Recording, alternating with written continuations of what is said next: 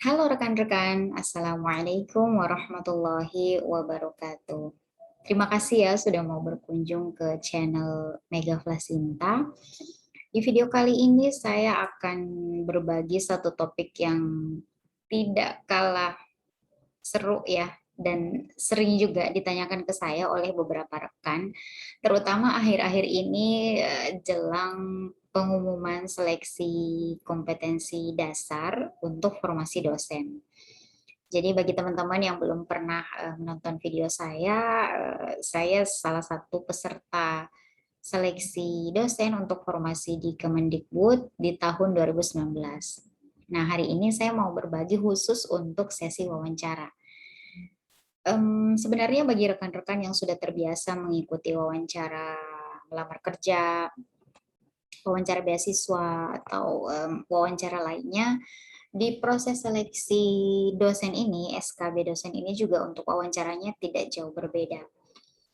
Tergantung bagaimana kita menghadapi dan mempersiapkan diri gitu ya. Pada dasarnya intinya sama, wawancara itu artinya rekan-rekan sekalian akan digali sedalam-dalamnya tentang potensi diri, kemudian komitmen gitu ya, dan termasuk juga motivasi untuk menjadi dosen. Jadi hari ini saya ingin cerita lepas aja gitu ya, pengalaman ketika mengikuti wawancara di tahun 2019. Waktu itu wawancaranya via Zoom dan ada 2 pewawancara waktu itu. Kalau di kampus saya yang mewawancarai itu adalah wakil rektor gitu ya. Saya lupa waktu itu rektor, kalau tidak salah, kalau tidak keliru itu wakil rektor 3 dan 4 yang mewawancarai saya langsung via Zoom waktu itu. Jadi yang paling pertama tentunya teman-teman harus mempersiapkan diri dan upayakan kondisi emosi itu dalam keadaan stabil gitu ya. Karena berbagai pengalaman wawancara menurut saya salah satu yang menjadi poin penting ketika wawancara adalah ketika kita dalam kondisi psikisnya itu tidak sedang terpuruk gitu ya, atau emosi kita sedang tidak stabil. Usahakan kita berangkat atau mempersiapkan diri untuk wawancara itu dalam keadaan yang benar-benar fit dan siap untuk menjawab pertanyaan-pertanyaan dari pewawancara. Itu yang pertama. Kemudian berhubung seleksi saya waktu itu online, jadi hal selanjutnya yang saya benar-benar prepare adalah ketersediaan internet yang stabil, kemudian situasi ruangan yang mendukung, kemudian perangkat juga yang support gitu ya. Dan kalau itu sudah clear, insya Allah kita bisa fokus ke substansi wawancara itu sendiri. Nah, sudah banyak gitu ya cerita-cerita dari rekan-rekan yang juga pernah mengalami seleksi wawancara untuk dosen. Dan kali ini saya mau cerita langsung apa yang saya alami saat itu. Yang pertama, kita sudah selesai diverifikasi oleh panitia gitu ya.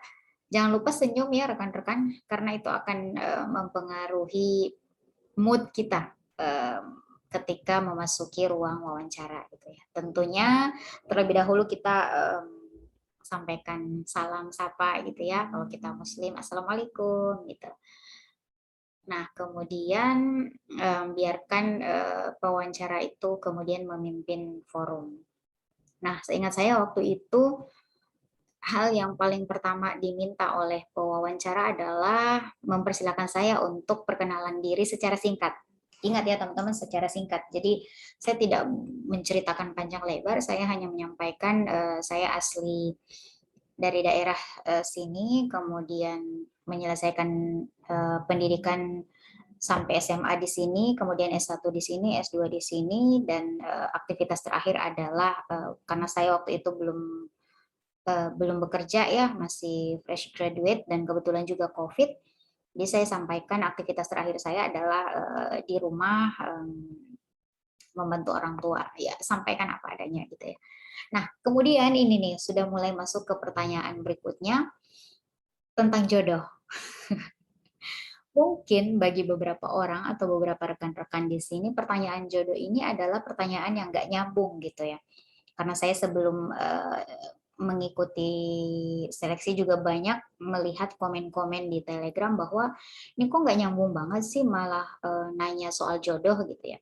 Tapi menurut saya itu pertanyaan yang sangat wajar gitu ya, karena wawancara itu artinya kita dilihat kesiapan kita ketika ditanya hal-hal yang sensitif. Nah, kebetulan banget saya posisi saat diwawancara dan juga saat ini loh masih dalam keadaan single gitu ya, masih belum punya pasangan. Dan alhamdulillah saat itu suasana hati saya baik-baik saja dan saya malah menjawabnya dengan tersenyum gitu ya. Saya ingat waktu itu bapaknya bilang begini, "Oke, setelah perkenalan, kami nggak mau panjang lebar dulu, kami ingin menanyakan soal komitmen Anda nih," gitu ya. "Anda sekarang sudah berkeluarga?" gitu ya, saya bilang. "Belum," gitu ya. Kemudian, "Nah, bagaimana jika Anda, mmm, didampingkan dengan jodoh yang ternyata di luar dari, lokasi kerja?" gitu ya. Kami ingin menanyakan komitmen Anda. Itu poinnya sebenarnya, bukan soal jodohnya, tetapi soal komitmen kita terhadap kampus yang kita lamar. Nah, alhamdulillah saat itu saya terbersit saja gitu ya untuk menjawab, "Loh, saya malah berharapnya bertemu jodoh di sini, Pak," gitu ya. Nah, setelah saya jawab begitu, semuanya proses wawancara kemudian menjadi cair. Nah, itu makanya saya bilang persiapkan mental, persiapkan, kondisi psikis yang stabil gitu ya. Jangan sampai ketika kita ditanya hal-hal yang kata orang sensitif itu kita kemudian down gitu ya. Apalagi itu ditanyakan di pertanyaan awal gitu. Nah, itu pasti akan, berpengaruh ke pertanyaan-pertanyaan selanjutnya. Nah, alhamdulillah saya waktu itu menjawabnya dengan santai dan membuat justru proses wawancaranya menjadi sangat cair gitu ya. Saya bilang, "Saya malah berharap bertemu jodoh di sini, Pak," gitu ya. Mungkin yang Bapak maksud tadi, banyak dikecewakan adalah, mereka yang memang, sebelum ditempatkan di sini sudah punya pendamping gitu ya. Tetapi bagi orang-orang seperti saya, Pak, yang belum punya pendamping hidup, justru, persoalan komitmen tersebut menurut saya tidak terlalu menjadi masalah besar gitu ya. Itu, saya bilangnya seperti itu. Kemudian pertanyaan berikutnya adalah, ini kaitannya dengan motivasi gitu ya. Kenapa kemudian pengen jadi dosen? Nah, ini tentunya kita perlu mempersiapkan gitu ya, dan kebetulan pertanyaan pertanyaan itu juga sudah saya siapkan. Alasan kemudian mengapa saya menjadi dosen adalah karena memang yang pertama orang tua saya, adalah seorang pendidik, guru gitu ya, dan beliau memang berharap ada salah satu dari anaknya yang berkecimpung di dunia pendidikan. Itu teman-teman bisa silahkan elaborasi jawaban-jawaban apa yang kira-kira mendukung, dan kalau menurut saya pribadi yang jelas itu jawablah dengan jujur dan sesuai memang apa yang ada dari diri teman-teman gitu. Nah, kebetulan yang saya sampaikan tadi bahwa orang tua saya, ayah saya adalah seorang pendidik itu memang benar. Jadi dan memang itu sudah sesuai gitu ya bahwa saya punya keluarga yang ayah yang seorang pendidik, kemudian bahwa saya memang juga punya cita-cita itu menjadi seorang dosen sudah sejak lulus SMP sudah saya bangun. Kemudian berbagai pengalaman akhirnya mengantarkan saya bahwa berbagi itu adalah hal yang sangat positif gitu ya, karena sebaik-baik manusia adalah yang bermanfaat, dan salah satunya adalah kita bisa sharing dari ilmu dan pengetahuan yang kita miliki, dan menjadi dosen adalah salah satu pilihannya. Nah, kira-kira seperti itu gambaran untuk pertanyaan tentang motivasi menjadi seorang dosen. Pertanyaan berikutnya adalah tentang sumbangsi apa kira-kira yang akan kamu berikan, yang Anda berikan kepada pihak kampus jika diterima. Nah, kebetulan saya ketika di S2 saya terlibat dalam penelitian kerjasama beberapa kampus, dan itu yang saya ceritakan, saya menyatakan bahwa saya punya pengalaman penelitian dan menulis jurnal yang kemudian dipublikasikan secara internasional. Saya tertarik di bidang penulisan akademis sehingga insya Allah saya bisa membantu di penerbitan jurnal gitu ya. Itu salah satunya. Kemudian selain itu saya juga punya pengalaman mengelola website, dan menurut saya itu juga menjadi poin plus untuk kemudian dapat mengembangkan jurusan. Jadi silakan teman-teman bisa elaborasi skill apa yang kira-kira kemudian teman-teman miliki dan itu bisa bermanfaat untuk pengembangan program studi. Bisa misalnya dari skill pengelolaan perpustakaan, pengelolaan jurnal gitu ya, atau macam-macam gitu ya. Teman-teman pasti punya keunikan masing-masing yang itu kira-kira bisa mendongkrak prestasi dari jurusan. Itu sudah 3 pertanyaannya. Kemudian pertanyaan berikutnya adalah,